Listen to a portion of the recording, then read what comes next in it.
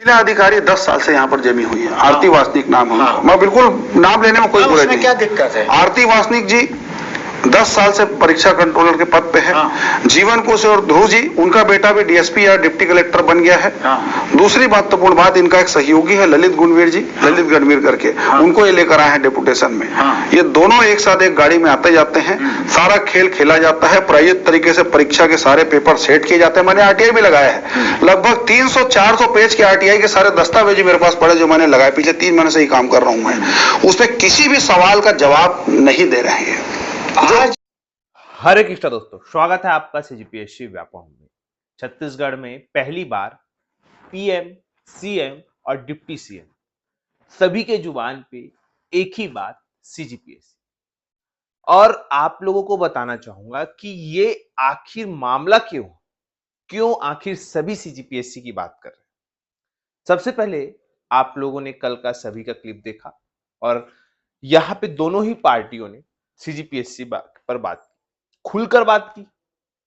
और यहां पे महत्वपूर्ण यह होता है कि चुनाव तो 2003 में भी हुए, 2008 में, 2013 में, 2018 में भी हुए, और इन सभी चुनावों में पीएससी मुद्दा नहीं रहा। लेकिन इस चुनाव में पीएससी जो है मुद्दा बन चुका है। और चाहे वो पक्ष हो विपक्ष हो, दोनों जो है पीएससी की बात कर रहे हैं। ताज्जुब की बात कल ये देखिएगा, कल एक तरफ जहां पे पीएम ने कहा कि हम जांच करवाएंगे, सीएम ने भी कहा हम जांच करवाएंगे, इसके साथ ही डिप्टी सीएम ने भी कहा जांच होनी चाहिए, और इसके साथ ही साथ स्वयं पीएससी भी कह रहा है कि जांच होनी चाहिए। तो अब ये देखने वाली बात है कि जांच कब होगी, कैसे होगी। फिलहाल बात करें अगर हम कि युवाओं के सहारे सत्ता पक्ष पर पार्टी, इस पर एक देखने वाली बात यह है कि 18 से 29 साल के 48 लाख युवा है, जो कि बेसिकली कंपटीशन एग्जाम की तैयारी करते हैं, प्रतियोगी परीक्षा की तैयारी करते हैं, 18 वर्ष से 29 वर्ष के अभ्यर्थीगण। और 48 लाख वोट ये रहे। इसके साथ ही अगर हम बात करें 30 साल से 39 साल तक अगर हम बात करें तो 60 लाख वोटर्स, लगभग 1 करोड़ वोटर्स यहां पे देखने को मिलेंगे, जो कि प्रत्यक्ष और अप्रत्यक्ष रूप से प्रतियोगी परीक्षा से जुड़े हुए हैं। इस वजह से सभी पार्टियां आज की डेट पे पीएससी या युवा वर्ग को साधने में जुटी हुई है। आगे मैं आपको तीनों का क्लिप दिखाऊंगा और आप लोग ये डिसाइड करिएगा कि कौन सा जो पार्टी है वो युवाओं के हित में बोल रही है। सीएम से लेके पीएम तक और डिप्टी सीएम तक तीनों का क्लिप मैं आपको आगे दिखा रहा हूं। आप बताइएगा कि वाकई में क्या होना चाहिए पीएससी में, क्या व्यापक बदलाव जरूरी हो चुके हैं। और ये बहुत ही अच्छी बात है कि इस बार जो मुद्दा है वो पीएससी है, क्योंकि पीएससी में आमूलचूल परिवर्तन करना अति आवश्यक है। हर 5 साल या हर 6-7 साल में पीएससी के पैटर्न में बदलाव जरूरी है। अब ये देखने वाली बात है कि दोनों ही पार्टियां इस पर कितनी गंभीर है और युवा आखिर क्या चाहता है। फिलहाल ये तो देखने वाली बात है, लेकिन आप आगे क्लिप देखिएगा और आप खुद डिसाइड करिएगा कि जो युवा की शक्ति है वो इतनी है कि आज की डेट पे छत्तीसगढ़ के अगर कोई केंद्र बिंदु में है चुनाव के, तो वो हो चुका है युवा, और खास तौर पर सीजीपीएससी व्यापम, या बोल सकते हैं सरकारी भर्ती।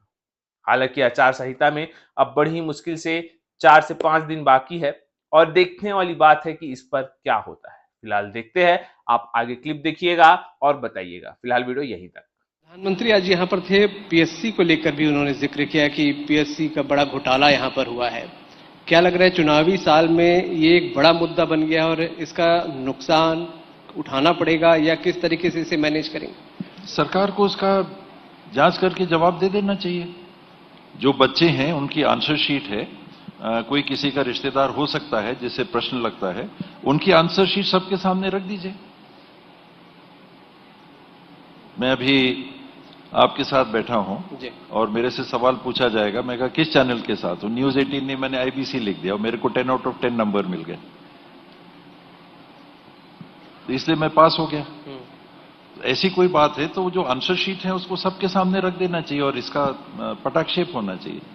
2 चीजें कि किसी के रिश्तेदार बन गए, तो ये कठिन बात हो जाएगी कि कोई रिश्तेदार फिर एग्जाम में भाग नहीं ले सकता। दूसरा कि उसको गलत लाभ दिया गया, ये कभी नहीं होना चाहिए। एकदम पारदर्शी होना चाहिए। 2-2 लाख बच्चे हैं जिन्होंने इम्तिहान में भाग लिया, 2000 लोगों का सिलेक्शन होता है, और उसमें अगर कोई सिलेक्ट हो सकते थे और इसलिए नहीं हुए क्योंकि किसी के रिश्तेदार थे या कोई और बात हो गई, तो ये गलत है। जांच होनी चाहिए। अगर ऐसा नहीं है और मेरिट पे है तो वो बात सामने आनी चाहिए। मैंने सही जवाब दिया, मेरे नंबर कम कर दिए गए, तो उसको आंसर शीट रिवैल्यूएशन के लिए मांगते ही हैं बच्चे, तो उसको ओपन करिए, सबके आंसर शीट्स ओपन रखिए कि कोई भी अपना देख सकता है कि मैंने जवाब क्या दिया और मेरे को नंबर क्या मिले। तो ऐसे विवाद नहीं होंगे या बहुत कम होंगे। अगर पहले जांच की घोषणा हो जाती तो शायद आपको लगता है ऐसा इतना विवाद नहीं होता। अब मीडिया में बात आई, लोगों के मन में बात उठी। अभी राहुल जी भी आए थे तो कुछ बच्चों ने उनसे भी इस बारे में पूछा था। जी। कभी भी गड़बड़ी की बात हो तो जांच ही रास्ता है। सीसी के भी आप कांग्रेस ने छत्तीसगढ़ के नौजवानों को क्या क्या सपने दिखाए थे और उन्हें क्या मिला? सिर्फ धोखा। और छत्तीसगढ़ के नौजवान तो 6 महीने में ही समझ गए थे कि मर गए, और जब लोकसभा का चुनाव आया सबकी सब सीटों पर भाजपा को विजयी बना दिया था, क्योंकि सब समझ गए थे कि धोखा है। भाइयों बहनों, पीएससी घोटाला, ये पीएससी घोटाला तो यहां के युवाओं के साथ बहुत बड़ा धोखा है। कांग्रेस की कुनीति को छत्तीसगढ़ के नौजवान भुगत रहे हैं।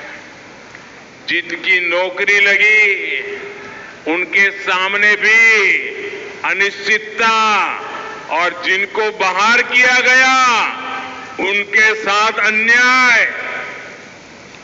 मैं छत्तीसगढ़ के युवाओं को आश्वस्त करता हूं, जो भी इसके दोषी है, मेरे नौजवान लिख के रखो, जो भी इनके दोषी है, भाजपा सरकार बनते ही उन पर कठोर कार्रवाई होगी।